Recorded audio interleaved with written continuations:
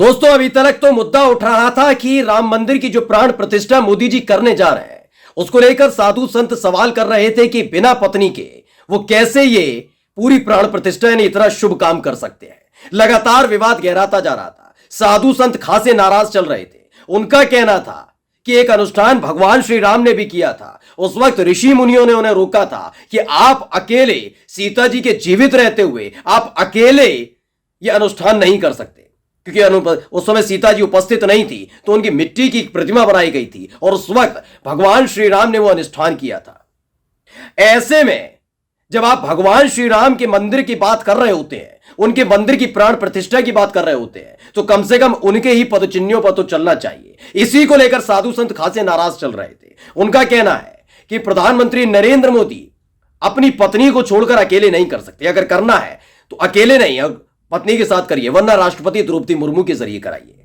लेकिन अब तक इस पर जवाब नहीं आया था। लेकिन अब एक आवाज उठी है इस सनातन परंपरा के सबसे सर्वोच्च पद पर बैठे हुए शंकराचार्य की तरफ से। उन्होंने मोदी जी और उन्होंने भारतीय जनता पार्टी के पन्ने खोलकर रख दिए। उन्होंने बता दिया है कि केवल चुनावी लाभ लेने के लिए, चुनावी फायदा उठाने के लिए हिंदुओं की भावनाओं से खेलने का काम बीजेपी कर रहा है। नमस्कार, मैं हूं प्रज्वल गौतम और आप देख रहे हैं द कंटा। मैं विपक्ष का जिक्र नहीं करूंगा, मैं सीपीआई सीपीएम का जिक्र नहीं करूंगा, मैं कांग्रेस का जिक्र नहीं करूंगा, क्योंकि अगर ये राजनीतिक दल भारतीय जनता पार्टी पर, मोदी जी की मंशा पर, शाह बाबू की मंशा पर सवाल उठा देंगे तो कहा जाता है बीजेपी के प्रवक्ताओं, सांसद, विधायक, नेताओं की तरफ से कि कांग्रेस, कम्युनिस्ट पार्टी, तमाम विपक्षी दल हिंदू विरोधी है, सनातन विरोधी है, हिंदुत्व विरोधी है। लेकिन इन सब के बीच जब हिंदुओं के सबसे सर्वोच्च पद पर बैठे हुए शंकराचार्य ही बीजेपी और मोदी जी पर सवाल उठाने लगे तो यह खबर दिखाना जरूरी हो जाता है। दरअसल ज्योतिष पीठ के शंकराचार्य है अभिमुक्तेश्वरानंद सरस्वती जी। उन्होंने सीधे तौर पर सवाल पूछ लिया है। सवाल पहला उनका यह था कि बताइए मोदी जी का योगदान इस पूरे राम मंदिर को बनवाने में क्या रहा।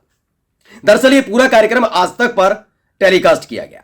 शुरुआत में जब ये गए लेने तो उनको लगा कि शंकराचार्य है, हिंदू धर्म से ताल्लुक रखते हैं, सर्वोच्च पद पर बैठे हुए हैं, सनातनी इन्हें बहुत ज्यादा मानते हैं, राम मंदिर बनने जा रहा है, प्राण प्रतिष्ठा होने जा रही है, अगर इनका इंटरव्यू लिया जाएगा और टेलीकास्ट किया जाएगा तो यकीन मानिए मोदी जी खुश हो जाएंगे कि देखिए तमाम साधु संत कह रहे हैं मैं विपक्ष से कोई लेना देना नहीं। लेकिन शंकराचार्य जी ने यानी अभिमुक्तेश्वरानंद सरस्वती ने वहीं उसी जगह उसी इंटरव्यू में बीजेपी और मोदी जी के पन्ने खोल दिए। सबसे पहले जो हिंदू महासभा की तरफ से ट्वीट किया गया है उसे पढ़ लीजिए, क्योंकि आज तक का ये पूरा प्रोग्राम है उसको आप शायद देख चुके नहीं देख चुके, लेकिन हिंदू महासभा अब बीजेपी के खिलाफ खड़ी हो गई है।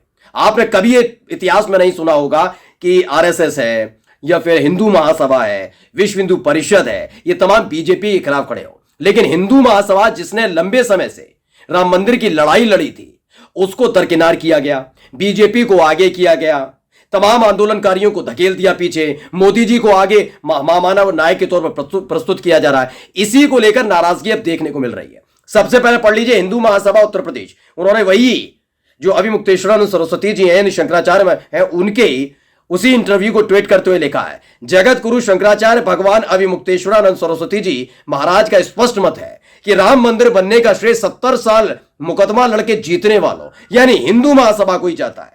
भाजपा ने राम मंदिर के निर्माण में मुकदमे के दौरान सिर्फ बाधा ही पहुंचाई है। और इस दौरान उन्होंने एक सवाल भी पूछ लिया था कि मोदी जी की भूमिका बताइए। उन्होंने अपने बारे में बताया कि हां, मैं अभिमुक्तेश्वरानंद सरस्वती इस पूरे आंदोलन से जुड़ा रहा, अलग अलग अदालतों के मैंने चक्कर काटे हैं, सुनवाई के लिए गया हूं, एक आरोपी के तौर पर रहा हूं। आपके लाल कृष्ण आडवाणी, मुरली मनोहर जोशी, उमा भारती, साध्वी रितंबरा, इनका नाम भी लिया। उन्होंने कहा ये कहां है, मोदी जी का इतिहास बताइए, कौन से राम मंदिर के लिए, किस मंदिर के लिए उन्होंने आंदोलन किया, कौन सा त्याग किया।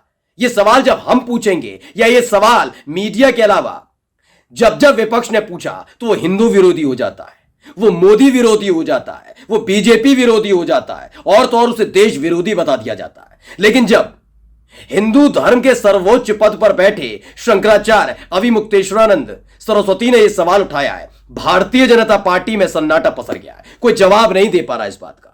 गूगल करके सर्च करेंगे तो एक या दो जगह वो भी जबरदस्ती डाला गया नाम लगता है। कि मोदी जी ने वाकई इस राम मंदिर के लिए बहुत बड़ा त्याग किया, आंदोलन किया, वो जेल में रहे, ये तमाम चीजें छापी जरूर जाए, लेकिन ऐसा कुछ नहीं है।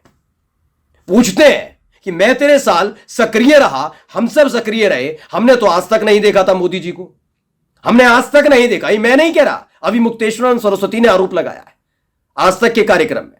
वो बात अलग है कि पहले ट्वीट किया और उसको हटा लिया गया था आज तक की तरफ से कि आका नाराज ना हो जाए। इन सब के भीतर देखिए आज तक ने जो लिखा वो पढ़ लीजिए, क्यों नाराजगी है और तारीख को लेकर नाराजगी है। इसमें बताया कि राम मंदिर में भगवान राम की मूर्ति की प्राण प्रतिष्ठा में सिर्फ 27 दिन बचे हैं।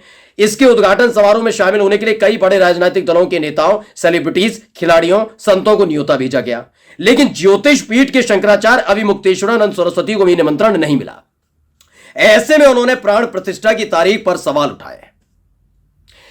यही एक सवाल है, जब आपको याद होगा कि मैंने बताया था आपको कि लाल कृष्ण आडवाणी और मुरली मनोहर जोशी को न्योता भेजा गया, चंपत राय सामने आए थे, उन्होंने बताया कि जब न्योता दिया गया तो आडवाणी जी चाहते थे कि इस महत्वपूर्ण कार्यक्रम में वो हिस्सा लें, लेकिन खुद चंपत राय बताते हैं कि उन्होंने ही मना कर दिया कि आपको आने की जरूरत नहीं है क्योंकि आपकी तबीयत खराब, बुजुर्ग है। बड़ा हास्यास्पद लगा। आप दुनिया भर के, देश भर के बुजुर्गों को अयोध्या की फ्री यात्रा करा लें, लेकिन अटल बिहारी, लाल कृष्ण आडवाणी, मुरली मनोहर जोशी जैसे आंदोलनकारी जो इससे जुड़े रहे उनको नहीं लाना चाहते, क्योंकि आप जानते हैं जब मोदी जी मौजूद रहेंगे और ऐसे आंदोलनकारी मौजूद रहेंगे तो सबकी नजर, जितने भी हिंदू समाज की नजर है वो इन पर पड़ेगी। मोदी जी का कद छोटा हो जाएगा, राम मंदिर के आंदोलन को लेकर उनका कोई योगदान नहीं है, इसलिए राम मंदिर का सारा श्रेय जबरदस्ती मोदी जी को देने के लिए पूरा कार्यक्रम रखा गया है। साथ ही उन्होंने तारीख पर सवाल उठा दिए। जो इंटरव्यू हुआ उसको लेकर भवतोष शर्मा ने ट्वीट किया और लिखा है, राम मंदिर में प्राण प्रतिष्ठा राम जी के जन्मदिन यानी राम नवमी ये 17 अप्रैल पर क्यों नहीं। शंकराचार्य अभिमुक्तेश्वरानंद जी ये कहते हैं 17 अप्रैल को जब रामनवमी होगी, इससे शुभ संकेत और शुभ तारीख कोई हो नहीं सकती जब राम मंदिर की प्राण प्रतिष्ठा की जाए, लेकिन इस 17 अप्रैल को नहीं की जा रही।